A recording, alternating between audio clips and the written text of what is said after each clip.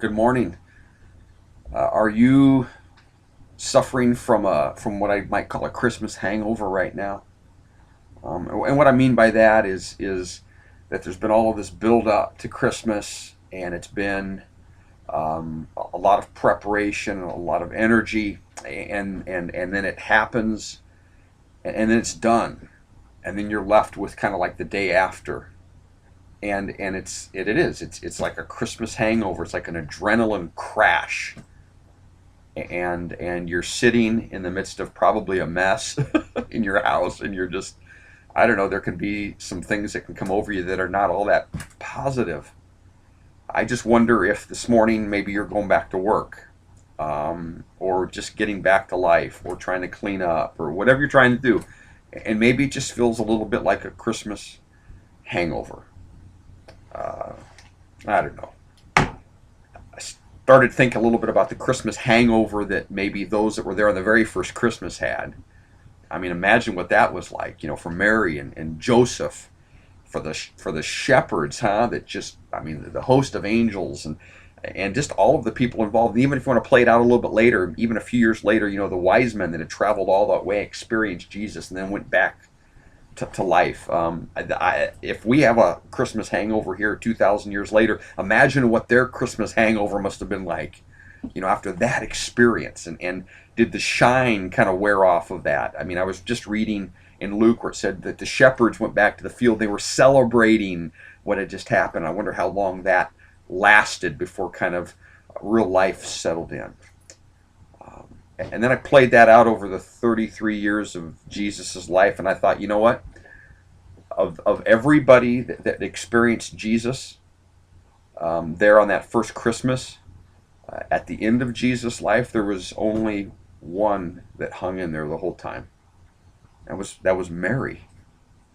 Mary was the only one that was there on Christmas and was there at the cross. And it was probably not rocket science. It was probably just simply because, you know what? Through the difficult times and the good times, she just loved Jesus. She loved her son. No other way to describe it. She just loved her son. And I wonder if there's something there for us in this idea of sustainability with Jesus. What if we were just to be people who just simply loved Jesus? And I know it's not simple, but if we were to just be in love, I mean, Jesus summed it up right. Love the Lord your God with all your heart, mind, soul, and strength.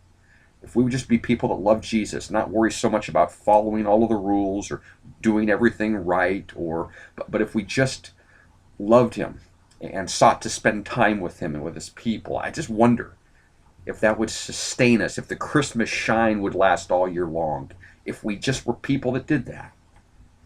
And then I think about this very last scene of Jesus' life where he looks down from the cross at his mother, the woman who's loved him 33 years, and he cares for her in the midst of that. He calls out John and says, "Take care of my mom." William Barclay said this about that last scene. He said, "There is something infinitely moving in the fact that Jesus, in the agony of the cross, when the salvation of the world hung in the balance, he thought of the loneliness of his mother in the days ahead." Jesus, as he's taking the sin of the world, in physical and spiritual agony, looks down at the woman who has loved him for 33 years, and he cares for her in that moment. How much more will Jesus care for us? Those of us who simply just are in love with him. I'm here to tell you today, as the shine of Christmas may be wearing off, that Jesus will just love you back forever, forever. Let that picture of Mary and Jesus hang in your mind. Um, Jesus loves you, and that will never wear off. May we be people that would simply love him back. Thank God it's Tuesday, the Tuesday after Christmas.